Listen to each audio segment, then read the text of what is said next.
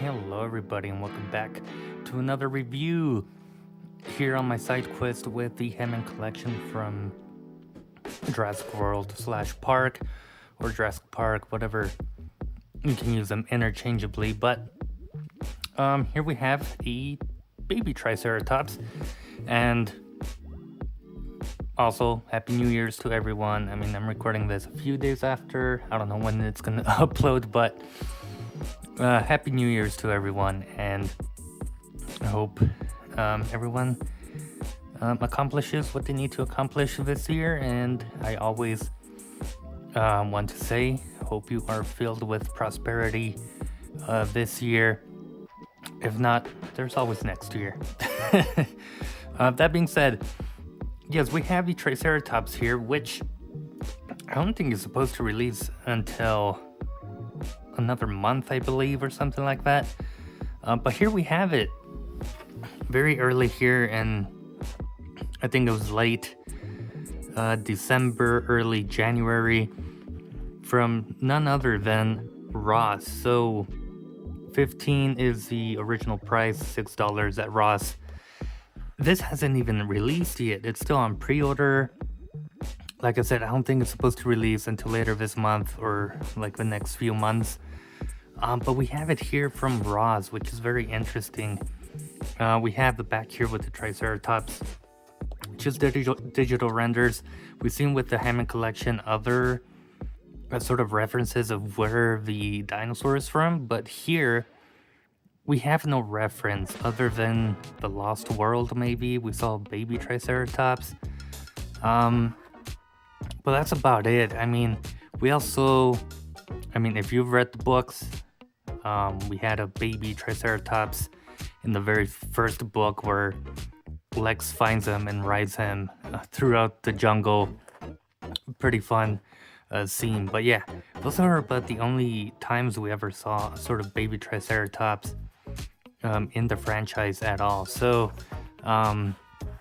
I'm not sure what this is sort of advertising it as. A Jurassic World. There it is. So Jurassic World. We did see baby Triceratops. They were rideable in the park when it opened. So I guess we have seen baby Triceratops, but this looks more like the design from the first movie. And I have our other Hammond collection here, a Triceratops. This is more reminiscent of the first movie, and that design sort of carries over into this baby design. But that's enough yapping from me. Let me get him out. And here we have him out. The tail is separate, as you can see there, and he's kind of walking up on the slope there. He does have this sort of protective thing here for the frill, but yeah, I see some twisty ties, so I'm gonna get those cut and then out of the box. And here we have him out of the box, rotating here.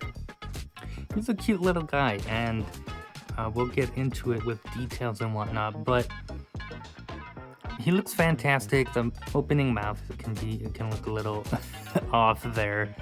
But other than that, the detail is great. Some paint, some of the texture I feel is lacking in the body.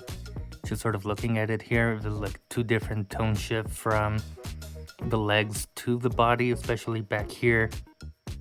You can see this darker gray, and then it's super light up here, and at the tail you can notice it too, and we're getting out of focus. But yeah, other than that, he looks pretty good in my opinion, and there is some pretty good articulation, which I will complain about, but it's not regarding this figure. It's just the way this line has been going about doing certain things has been a little bit annoying when it comes to articulation, and we'll talk about that later.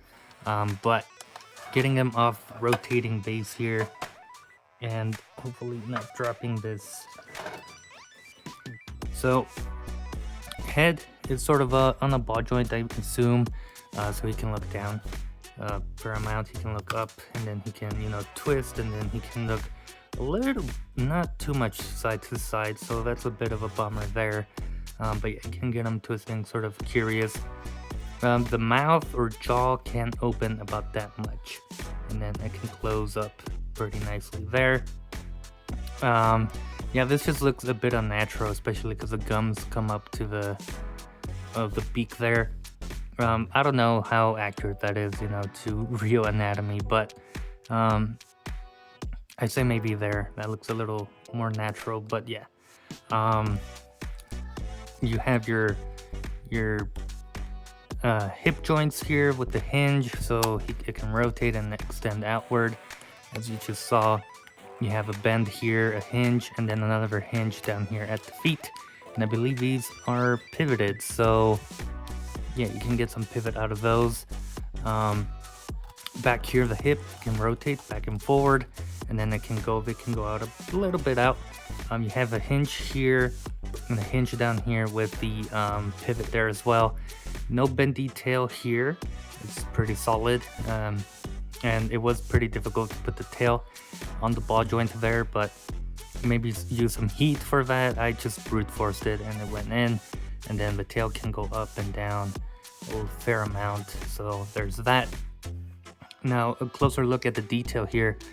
I'm gonna see a difference in tone from the lower jaw to the overall head here. The beak sculpted nicely for the most part, in the horns and the tiny horn there. The eye is that sort of glass eye that they've been doing for the bigger dinosaurs, so it is interesting that they're switching that around and using the sort of glass eye for pretty much all the dinosaurs across the Hammond collection, from small dinosaurs like the Triceratops to medium dinosaurs like the Carnotaurus and the Allosaurus, and obviously we saw it first with the bigger dinosaur, the T-Rex. So a bit interesting that they're gonna start using that for the smaller ones. I believe there's another Hammond collection dinosaur that's up for pre-order that also has a glass eye, and he's sort of this sized. So yeah, just interesting. That's sort of a one thing that's kind of odd with this line. They just change things around all the time, and you just don't know what you're gonna get at that point. But there's some nice green going on here, and lighting isn't the best. I haven't recorded in a while, so my setup's all over the place, but there's some nice green painted over the head there on the crest, so lots of green and on both sides. That's nice to see. And the pupils, for the most part, are placed very well on mine, as you can see there. And yeah, you can get that illusion of the pupil being in there, which is very cool. It is a cool effect, that they're doing with the glass eye. But yeah, sometimes it's done right, sometimes it's not. So here, I don't think I mind it too much. We get more of that green here, but then it abruptly stops here at the end of the base of the tail. And I just would like them to continue some of the paint onto the tail a little, make it more natural, But yeah, unfortunately, it just stops there. But yeah, like here, it's just sort of smooth. There's not like all this rough texture that you get on the legs. So that is a bit weird that they just smoothed it out towards the back here. You have some rough here on the sides, but pretty much up here it's all kind of smooth and not as rough as the rest of the body.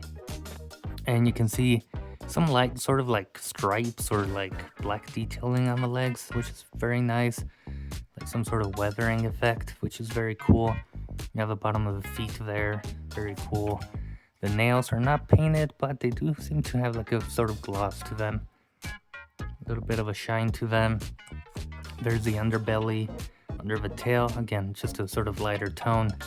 But yeah, this is just way too abrupt for my taste. It's such a lighter gray, but it's also just smoother. I think if it had more of a texture, rougher texture, it would have blended in well a little better. But yeah, it's just so abrupt. But yeah, the horns back here are painted, both the front and the back, as you can see there, scaling on the back of the frill. Looks great, great detail and stuff. Some of the paint apps, like over here, sort of bleed onto the sculpt from the horn to the face there, but that's okay, it's barely noticeable. But yeah, comparing it to his adult counterpart.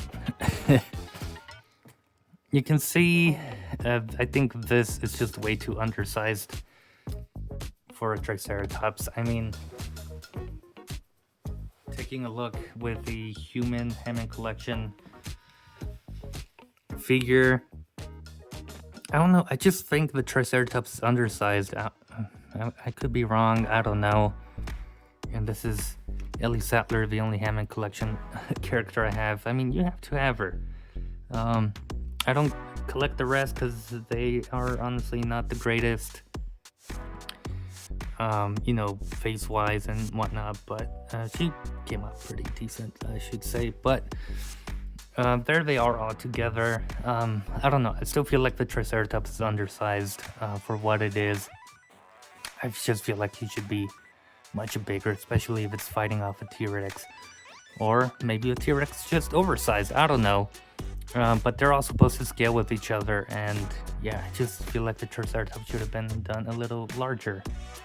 Now, comparing it to other smaller dinosaurs, this is where I may complain a little bit. We have Baby Stego, which is still one of my favorites, even though he does look a little cartoony. I mean, overall, same articulation, I think. Yeah, so this is where we get into some complaints. No hinges at the bottom of the feet for the Stego here. So he can't pivot his legs or anything. He can only extend out and has this hinge here. It would be great to have these bottom feet articulated as well. You know, if it can do it with the Triceratops, it can certainly do it with the Baby Stego here. But other than that, I think articulation-wise, this was pretty decent. This cut here was a little strange, but you know, it helps for him looking side to side, sort of. So yeah, there's that comparison there. They're about the same height, as you can see there. They look kind of adorable next to each other. But that's a Stego. We have the Dimetrodon. Now, same thing here. No hinge here or cut here for a pivot or any sort of thing. We put it on the back one, but not the front one. So again, missed opportunity. And I think with the Dimetrodon, we saw that sort of glass eye. I don't know. The eyes are tiny on this thing, so it's really hard. No, that's painted in there. So yeah, again, the articulation is, they updated for some figures, or they sometimes just don't include it at all. It's very weird and confusing. You can see with this one, also they didn't use a glass eye, it's just painted on there. And then we have the Dilophosaurus here. Oh man, so much talking, but yeah, I guess that's what we have to do as content creators. But the Dilophosaurus, again, no glass eye, but I know that the new Raptors are making have the glass eyes. So it's a subtle change that they're doing, but I don't know why they're doing it. It looks great, don't get me wrong, the glass eye here looks great, but I don't know, it's just like very inconsistent for some reason. Like, I don't know if this is gonna be a common thing for every dinosaur now to have the glass eyes. Like, are they gonna redo the older ones with the glass eyes? We don't know, but there's a slight comparison with some smaller dinosaurs. I'm not gonna bring out the big ones because they're heavy and take up a lot of space. But with that being said, let's remove these guys. And let's put him back up on the spinning base here, just to like take a look at him one more time. I'm happy with it, you know, and for, I mean, the price that is Ross is $6. It's a pretty good find, you know. Not paying the full price for him. Again, he's not released yet, but Ross has him now, so if you're on the lookout for him, he's out there, as well as the atrociraptors, which I want to try and find one if I can, but yeah, this thing just isn't focusing on him. But yeah, hope you guys enjoyed. I'll see you guys in a future video. I had fun, you know, just sort of seeing this on the shelf at Ross, and it's a pretty nice buy, you know, it looks great. Poses well. So yeah, that's my review for this little guy here. Hope you guys enjoyed, and I'll see you guys next time.